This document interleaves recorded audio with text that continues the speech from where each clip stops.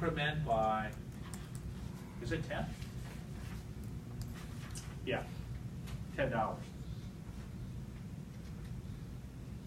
And then what do we want to see as output? Well, I guess I'll just have, let's do the shirts, and also holding my control key, I click profit, so I selected the same three things, okay? So, can I do that? I can't do that, can I? The safest slim up is, oh, I guess I could.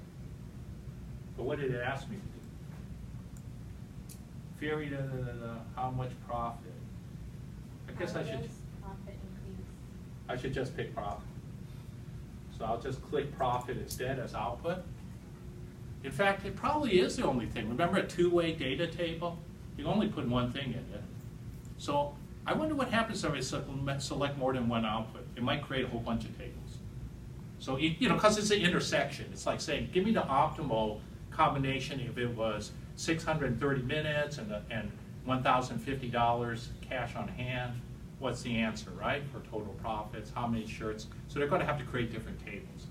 So I don't want to get confused right now. We're just going to go. We wouldn't do that anyway to you. We'd just ask you for one thing. So I'm going to say OK. Boom. Now, you notice on this machine it took a while. Why? Because think of all the combinations which I have to run solver. So it's basically putting in, you know, like here, this intersection is this number in the two spots for the constraints, and then rerunning solver and getting all the results. Okay. All right. So what can we see here? Let's check it out.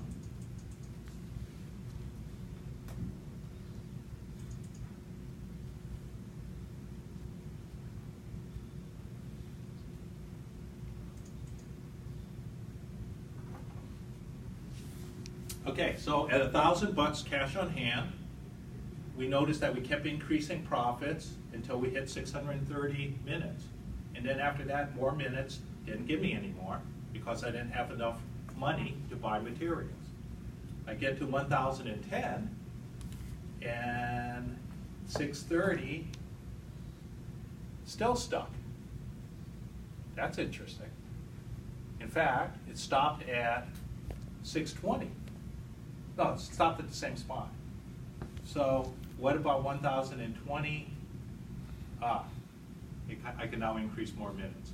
So you kind of can see the trend in which you need to start to increase this in order to be able to increase that, in order to actually see profits begin to go up. Let's go over to, let me shrink this down, and go over to here. Now we see all kinds of stuff here. So again, like before, you can actually mess with this. You can see sensitivity for total profit to cash. You can see that. You can come up to the top. Let me actually move this. Wow. Let me move this up.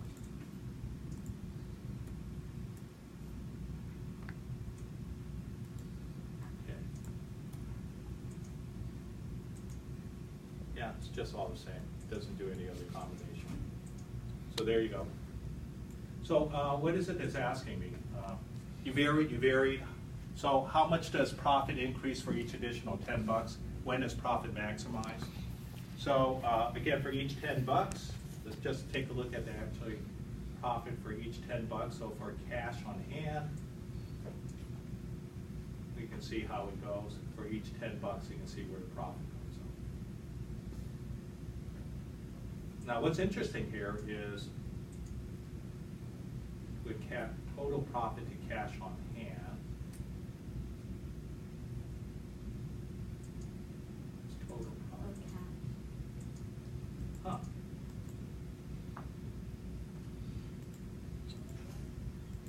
Doesn't make much sense. That's the time available. Yeah. Anyway, let me. We're running. We'll come back and play with this a little bit more. Let me see what the next one is. Okay, that's the next game. I actually want to kind of give you a little bit more of a sense of what's going on. So you should play with this so you have an understanding. If you have questions, you bring with me. I finally figured out how to play the clip. I think you guys know what movie this is, so let's just see. And you can say, why are you doing this? Let me just show you anyway. So I got this out.